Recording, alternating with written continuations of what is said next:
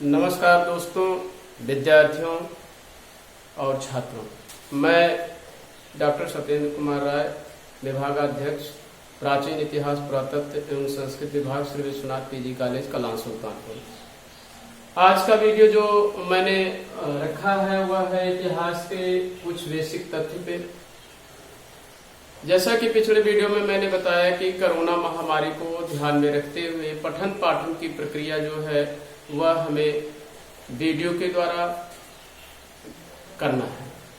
तो इस विषय को ध्यान में रखते हुए हमने जो दूसरा वीडियो आपको देने का प्रयत्न किया है वह है इतिहास के कुछ बेसिक तथ्य।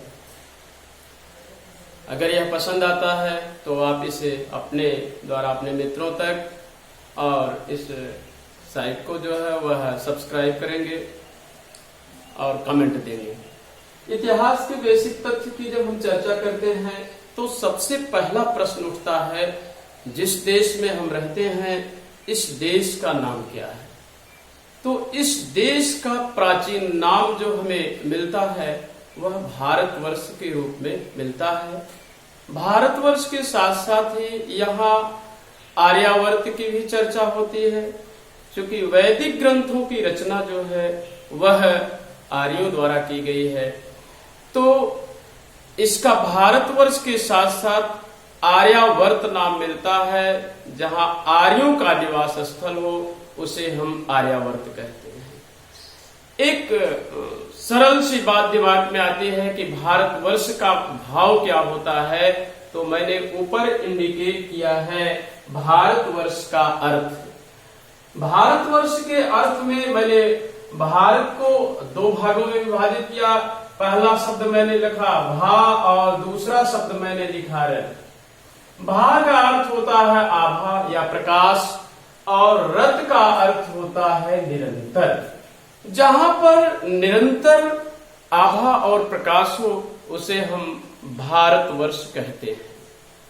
भारतवर्ष के अलावा भी इसके और कई नाम मिलते हैं, जिसको मैंने आपको रख दिया आपके समक्ष। जो है भारत के अन्य नाम, तो पहला नाम हमें मिलता है आर्यावर्त, फिर दूसरा नाम हमें मिलता है भारतवर्ष, फिर हमें मिलता है इंडिया और फिर हमें मिलता है हिंदुस्तान।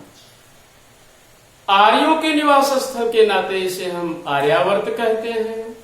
भारतवर्ष इसका जो नाम मिलता है वह एक वैदिक नाम भारतवर्ष है। इसका इंडिया नाम जो दिया गया वह यूनानी यहाँ आए तो यूनानियों ने भारत को इंडिया कहा। इसके बाद हिंदुस्तान इसका नाम जो मिलता है, यूनानियों द्वारा इस देश का नाम हिंदुस्तान रखा गया। तो इस तरीके से भारतवर्ष को हम चार नामों से कम जान सकते हैं। पहला नाम मैंने बताया आर्यावर्त, आर्यों के निवास स्थल के नाते आर्यावर्त। दूसरा नाम हमने भारतवर्ष, जो वैदिक काल से इसका नाम दिया गया। तीसरा नाम हमने इंडिया की चर्चा की, जिसका नामकरण जो है यूनानियों द्वारा दिया गया। चौथा नाम हमने हिंदुस्तान की चर्चा की, जिसका नाम हमें ईरानियों द्वारा प्राप्त हुआ। अब एक बात हमारे दिमाग में आती है कि जिस इतिहास ग्रंथ के अध्ययन या इतिहास विषय के अध्ययन के लिए हम चलते हैं तो उस इतिहास का जनक कौन था। यद्यपि भारत में इतिहास लिखने की परिपाटी धार्मिक ग्रंथों में अति प्राचीन काल से रही है, परंतु क्रमबद्ध तरीके से इतिहास को बताने की जो प्रक्रिया प्रारंभ हुई वह हेरोडोटस के द्वारा हमें दिखाई देती है। तो ये हेरोडोटस जो हमें मिलते हैं, हेरोडोटस को इतिहास का जनक कहा जाता है। अब हम हेरोडोटस का भी एक सामान्य परिचय देख लेते हैं कि हेरोडोटस कहाँ का निवासी था। इसके लिए एक फिगर मैंने तय कर दिया है। क्योंकि हेरोडोटस ने इतिहास को इतिहासबद्ध तरीके से वर्णित किया, इसलिए हम हेरोडोटस को इतिहास का जनक कहते हैं। अब हम बात करते हैं हेरोडोटस के निवास स्थल की। तो हेरोडोटस का निवास स्थल जो है वह यूनान के एशिया माइनर के हेलिकारनेसस नामक स्थान का निवासी हेरोडोटस माना जाता है। हेरोडोटस भ्रमणशील प्राणी था। वह अपने जीवन काल में अन्यान्य देशों का भ्रमण किया और भ्रमण के उपरांत जो भी बातें उसने सुना उसे अपने ग्रंथ हिस्टोरिका में लिखा। उसके भ्रमण के कुछ स्थान को मैंने व्यक्त किया है फिगर में। हेरोडोटस ने यूनान का भ्रमण किया, मिस्र का भ्रमण किया, भारत का भ्रमण किया, यूनान का, मिस्र का, इटली का और फारस का। फारस, यूनान, मिस्र, फारस, इटली का। तो इसके भ्रमण के द्वारा जो भी मैटर कैलकुलेट किए गए, जो इसने सुना, उसने अपने ग्रंथ हिस्टोरिका में लिखा। इसके ग्रंथ को हम हिस्टोरिका नाम से जानते हैं। हिस्टोरिका नाम है ग्रंथ में, चूंकि हेरोडोटस भारत आया नहीं था, भारत और फारस के संबंधों के बारे में हेरोडोटस द्वारा व्यक्त किया जाता है। अब अंतिम में हेरोडोटस पे हमें बनता है कि हेरोडोटस का कार्यकाल कितना था। तो हेरोडोटस के कार्यकाल की यदि हम चर्चा करते हैं तो हेरोडोटस का कार्यकाल हमें 484 ईसा पूर्व से लेकर के 425 ईसा पूर्व तक ज्ञात होता है। हेरोडोटस ने जिस ग्रंथ की रचना की, उस ग्रंथ को हिस्टोरिका के नाम से हम जानते हैं। यद्यपि हेरोडोटस के पश्चात यूनान का ही एक अगला इतिहासकार के रूप में थ्यूसिडिडीज हमें ज्ञात होता है। थ्यूसिडिडीज ने हेरोडोटस की अपेक्षा जो अपना ग्रंथ पेलोपोनेशियन वार लिखा, उस पेलोपोनेशियन वार को इतिहास का एक क्रमबद्ध और वैज्ञानिक तरीका प्रस्तुत किया, जिसके कारण हम थ्यूसिडिडीज को इतिहास को वैज्ञानिक आयाम देने वाला, या यहां मैंने लिखा है कि थ्यूसिडिडीज इतिहास का वैज्ञानिक संस्थापक माना जाता है। क्रमबद्ध तरीके से तिथियों को अवेष्टित करके लिखने वाला कार्य जो है वह थ्यूसिडिडीज के द्वारा किया जाता है। थ्यूसिडिडीज यूनान से संबंध रखता है, या मैंने फिगर में तय किया, यूनान से संबंध रखता है। इसे वैज्ञानिक इतिहास का संस्थापक माना जाता है। इसके ग्रंथ को हम पेलोपोनेशियन वार के नाम से जानते हैं।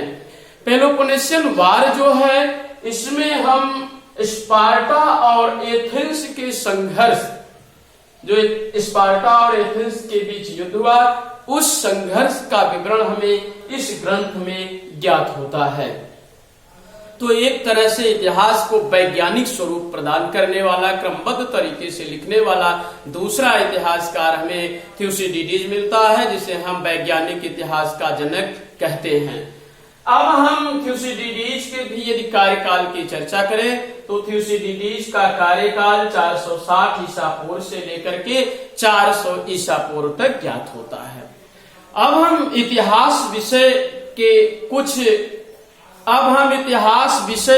कुछ तथ्यों की चर्चा करेंगे।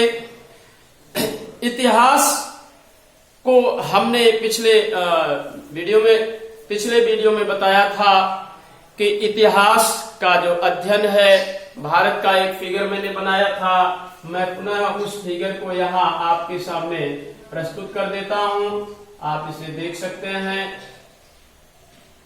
यह जो फिगर भारत का है, इस फिगर की लंबाई चौड़ाई जो पिछला वीडियो बना हुआ था, कश्मीर से लेकर कन्याकुमारी तक और पश्चिमी पयोनित से लेकर के पूर्वी पयोनित तक, यह लंबाई चौड़ाई मैंने बताया था 2000 मील लंबाई इसकी चौड़ाई है और 2500 मील इसकी लंबाई है। इस भारत का अध्ययन हम जब देखते हैं तो हिमालय पर्वत के दक्षिण तथा हिंद महासागर के उत्तर में स्थित इस महाद्वीप को, जो विशाल प्रायद्वीप है, उसे भारतवर्ष के नाम से जाना जाता है। इसकी लंबाई और चौड़ाई 2000 मील चौड़ाई और 2500 मील लंबाई, कश्मीर से कन्याकुमारी तक जो है वह हमें 2500 मील दिखाई देता है। पश्चिमी पयोनित से पूर्वी पयोनित तक अर्थात अरब सागर से बंगाल की खाड़ी तक की जो चौड़ाई है वह हमें 2000 मील ज्ञात होती है। यह विस्तृत भूखंड, जिसे एक महाद्वीप कहा जाता है, का आकार, यह सवाल पूछा भी गया है, इसका आकार जो है वह विषम चतुर्भुज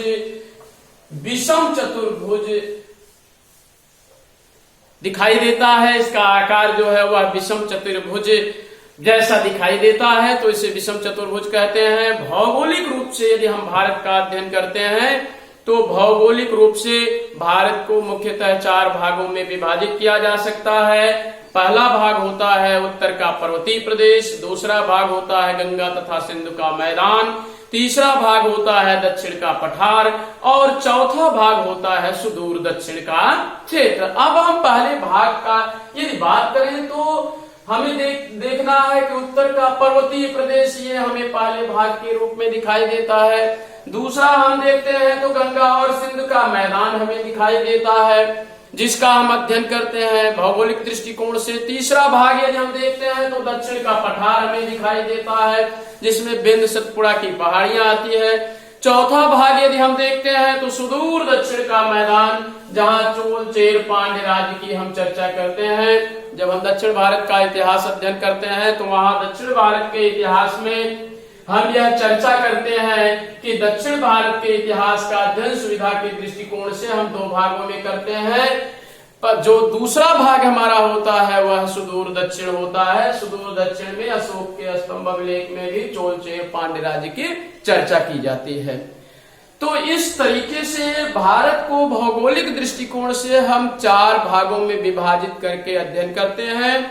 उत्तर का पर्वतीय प्रदेश, गंगा तथा सिंधु का उत्तरी मैदान, दक्षिण का पठार और सुदूर दक्षिण।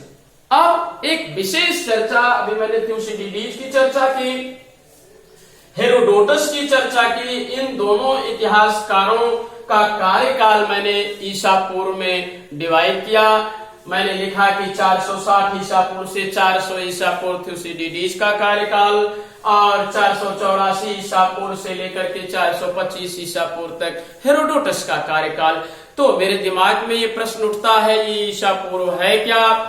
तो ईसा पूर्व जो है वह हिंदी में हम कहते हैं, इसको अंग्रेजी में हम बीसी कहते हैं। बीसी का फुल फॉर्म होता है बिफोर क्राइस्ट, अर्थात ईसा के जन्म से पूर्व। अब हम ईसा के जन्म से पूर्व एक फिगर हम लेते हैं। यह फिगर एक दंड मैंने छेद दिया।